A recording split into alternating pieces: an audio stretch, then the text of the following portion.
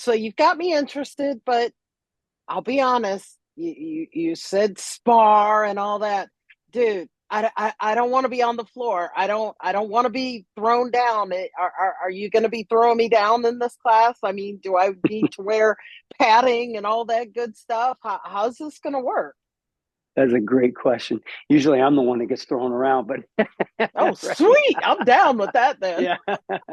I'm the one that comes out from flexible weapons and being choked going, hey, how you doing? I'm Larry, you know? Yeah. So what's great about that is the contact's pretty, I would say, pretty moderate to minimal with most of my classes. And I know some people are like, oh, you've got to be going harder because you're trying to create this real scenario. But I don't necessarily feel that that's actually correct. And the reason for that is that if you're going at a pace that's too fast or too hard, you kind of develop bad skill sets, right?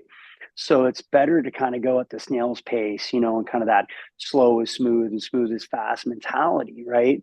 I always look at it as almost being like a transmission.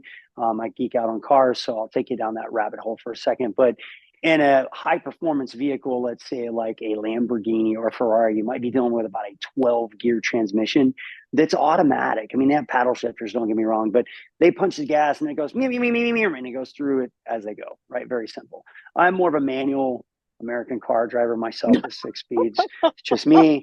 I like to shift and drive my car. So, nothing against those guys or those cars. I think they're beautiful. So, but right, I think it's very, very important that we learn how to shift those gears. And I don't just start my car off in third gear, right? It doesn't work that way, right?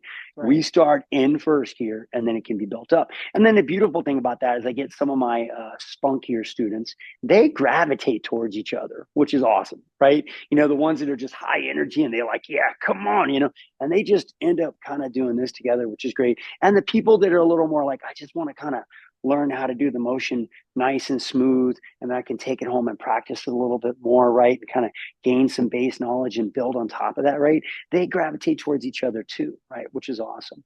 But furthermore, I mean, I typically don't do anything that's I would call it risky if you're not with the correct gear, if you're not with the correct environment, like matted floors, things like that. And also, of course, with the right partner, right? I think, which is super important. So at our workshops, there's really no sparring. There's really no like full on grappling or throwing or doing anything like that. If we do something like that, a lot of times we'll just demonstrate it, or I will allow you to do the technique on me so that you can understand how it works. I don't like to have that happen with a lot of other people that don't know how to fall, or again, if we're not in the right environment and so forth, then that does make a big difference, right?